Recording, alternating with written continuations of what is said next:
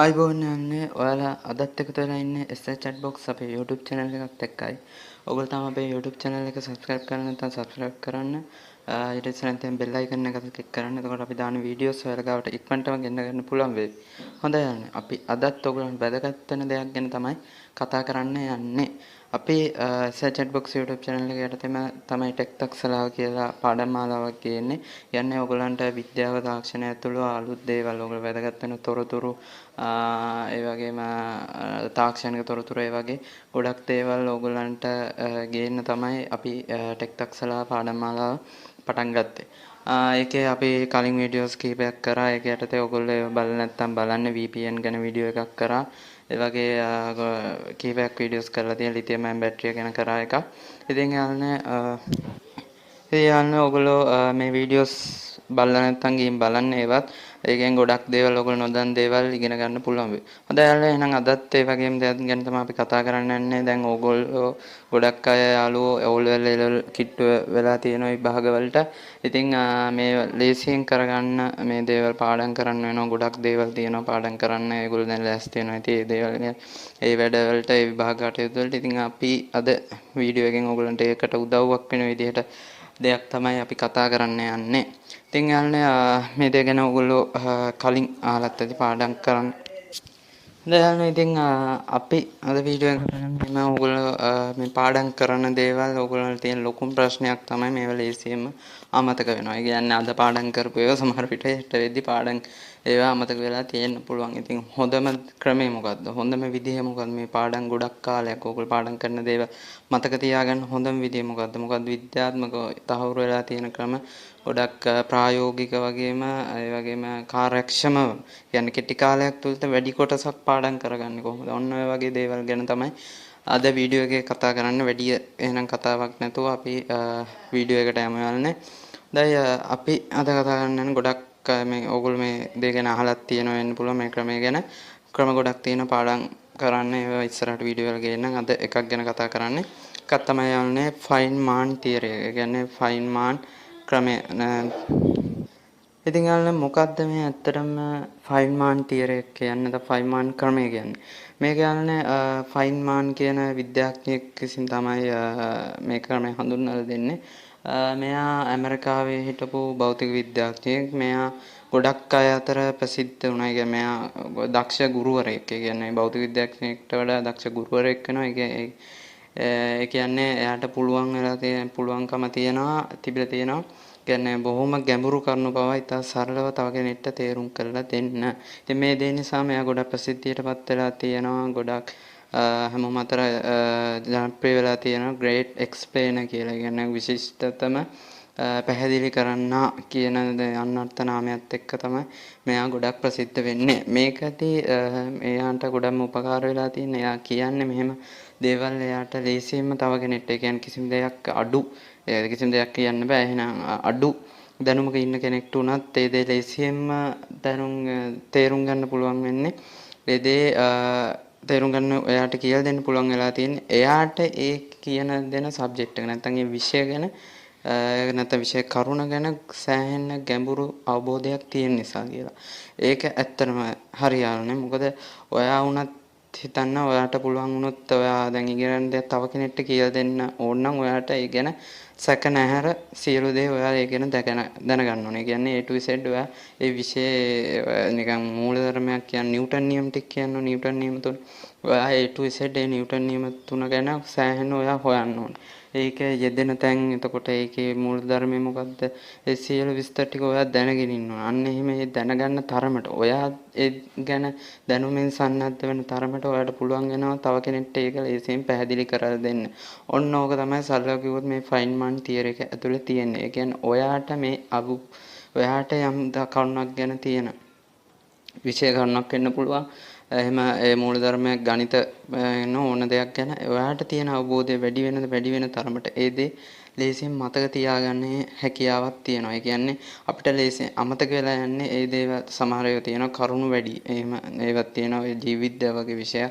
එතකොට විද්‍යාව ඒ වගේ දේවල් කරුණු ගොඩක් තියෙන පාඩම්. එහෙම තියෙන ඒවටත් ක්‍රම තියෙනවා යාළුවනේ. ඒවා ඉස්සරහ වීඩියෝ මම කතා කරන්න. අද කතා කරන ඔය ගණිතය වගේ දෙයක් කතා කරොත් ඒ ගණිතය භෞතික විද්‍යාව රසායන විද්‍යාව වගේ දේවල් මේ දේ පුළුවන් තරම් ඕගොල්ලෝ යාළුවනේ ඒක තේරුම් ගන්න බලන්න. උඩින් නිකන් කටපාඩම් කරන්න එපා. කියන්නේ පුළුවන් තරම් මේ දේවල් යෙදෙන ගැටලු බලන්න. ඒ කියන්නේ ගැටලු වලදී ඒ වල විසඳුම් හොයන්නේ කොහොමද කියන එක ගැන පුළුවන් තරම් හොයන්න. නොදන්න දේවල් සටහන් කරගන්න. ඒව නැවත තව කෙනෙක්ට උගන්වන්න try කරන්න. සහ නොදන්න දේවල් සටහන් කරන නැවත ගුරුවරයෙක්ගෙන් අහලා නැවත ඕගොල්ලෝ ඒව ගැන අවබෝධය වැඩි කරගන්න. මේකේ ෆයින්මන් මම සම්පූර්ණ ෆයින්මන් තියරි ගැන සම්පූර්ණ කෙටි හැඳින්වීමක් කරා. මේකේ පියවර 4ක් තියෙනවා යාළුවනේ. ඇත්තටම පළවෙනි එක තියෙන choose a concept and study it quickly. ඒ කියන්නේ යාළුවනේ මේකේ පළවෙනි පියවරේදී කියන්නේ කන්සෙප්ට් එකක් ඔය අදහස ඉක්මනින් ඉගෙන ගන්න. ඒ කියන්නේ මේක ගොඩක් වෙලා කියන්නේ පුළුවන් උඩින් බලන්න. කියන්නේ උඩින් බලන්න කියන්නේ නිකන් කියවගෙන යන්න. මූලධර්ම නිව්ටන් නියම ටික කිව්වොත් ඒ ටික උඩින් ටක් ගාලා කියවගෙන ගිහිල්ලා ඒක මතක තියාගන්න බලන්න. ඊට පස්සේ ඒක ඊළඟ එක තමයි teach it to toddler. ඒ කියන්නේ මේක තව කෙනෙක්ට උගන්වන්න ඔයා. දැන් මේ ඔයා ඉගෙන ගත්තා. මේ උගන්වන්න කියන්නේ ඔයාට කවුරුත් ඕනේ නැහැ ගෝලේ. ඔයා කවුරුත් නැත්තම් ඔයා කණ්ණාඩියක් ඉස්සරහට ගිහින් නැත්තම් තනි හිස් කියන්නේ නිදහස් තැනකට ගිහිල්ලා ගහකට හරි ගමන්න ඕගොල්ලෝ ඒ දේ උගන්වන්න බලනවා. ඔයා ඉගෙන ගත්ත දේ නැවත කෙනෙක්ට කියලා දෙන්න. ඒක තේරුම් ගන්න. ඊට පස්සේ ඔයාටම තේරෙනවා සමහර තැන් ඔයාට පැහැදිලි නැහැ. ඉතින් අන්න ඒ තැන් ඔයා සටහන් කරන්න. තුන්වෙනි පියවරේ තියෙන්නේ ඒක තමයි. ඒ කියන්නේ ඔයා ගැප් තියෙනවා. ඒක සම්පූර්ණ ඔයාට 100%ක් කරන්න බැරි වෙයි පළවෙනි පාර. ගැප් තියෙනවා. ඒ කියන්නේ හිඩස් තියෙනවා මේ පැහැදිලි තැන්. අන්න ඒ දේවල් සටහන් කරගන්න, නෝට් එකක් දාගන්න. ඒ දේවල් මාක් එකක් දාගන්න. නැවත යන්න ගුරුවරු ගාවට ඒ අහන්න. YouTube එකට යන්න, ඒව හොයන්න, Google එකට යන්න, සර්ච් කරන්න, ආටිකල් හොයන්න, e-book සෑහෙන තියෙන e-book වලින් e-book download කරගන්න, ඒවා තොරතුරු ටික හොයාගන්න, ආටිකල්ස් තියෙනවා ඒවා කියවන්න. තොරතුරෙන් නැවත පෙළ ගස්සන්න යන්න ඕගොල්ලන්ගේ ගැටලු වලට. අන්න ඒක තමයි තුන්වෙනි පියවර. ඕගොල්ලෝ උගන්වන්න. ඊට පස්සේ ඒව ටික ගැටලු ටික නැවත ඕගොල්ලෝ නැවත සටහන් කරගෙන නැවත ඒ නෝට් එක හදාගන්න. ඊට පස්සේ නැවත උගන්වන්න බලන්න. එතකොට යන්නේ අර කලින් හැරේට වඩා ඔයගලන්ට පුළුවන් වෙයි මේක වැඩි දෙනෙක්ට තේරෙන්න.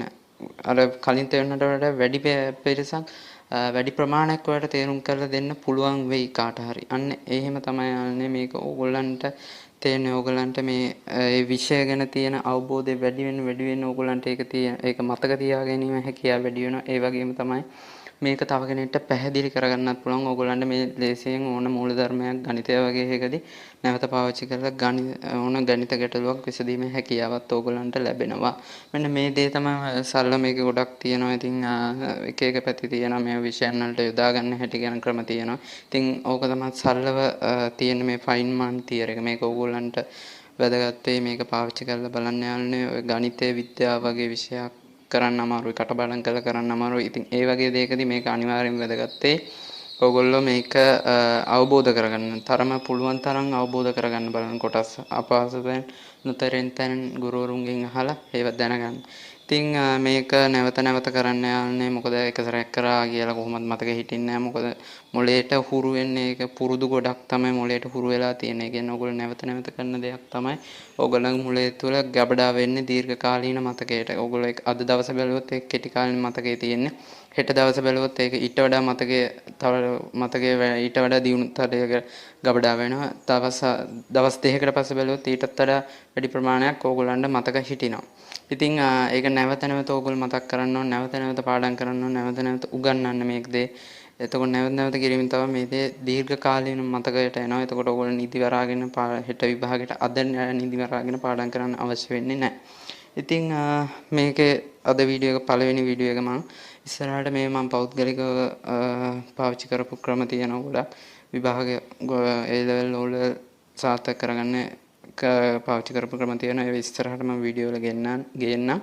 එයානේ මේ ෆයින්මන් තියරි පාවිච්චි කරන්න ඕගොල්ලෝ මේකේ අදහස් කියන්න ඕගොල්ලන්ගේ මේ තියරි එක පාවිච්චි කරලා ඕගොල්ලෝ ලැබුණු දේවල් ඕගොල්ලෝ කරගන්න පුළුවන් වුණ දේවල් බැරි ඒ අදහසුත් කියන්න යන්නේ. ඉතින් තව හොයන්න මේ දේ ගැන ෆයින්මන් තියරි එක ගැනත් මේක ඕගොල්ලන්ගේ පාඩම් වලට යොදා ගන්න. ඉතින් යාළුවනේ අද වීඩියෝ එකෙන් ගොඩක් දේවල් ගැන කතා කරා.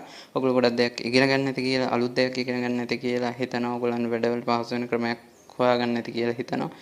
එහෙනම් යාළුවනේ ඔයගොල්ලෝ වීඩියෝ එක හොඳ නම් ලයික් කරන්න, තව කෙනෙක්ටත් දැනගන්න ෂෙයා කරන්න, යාළුවන්ට දැනගන්න. ඉතින් අලුත් වීඩියෝ එකක් ඉක්මනටම ගේන්න යාළුවනේ. හොඳයි ඉතින් යාළුවනේ අලුත් වීඩියෝ එකකින් නැවත හමු වෙනතුරු ඔයගොල්ලන්ට සුබ දවසක්.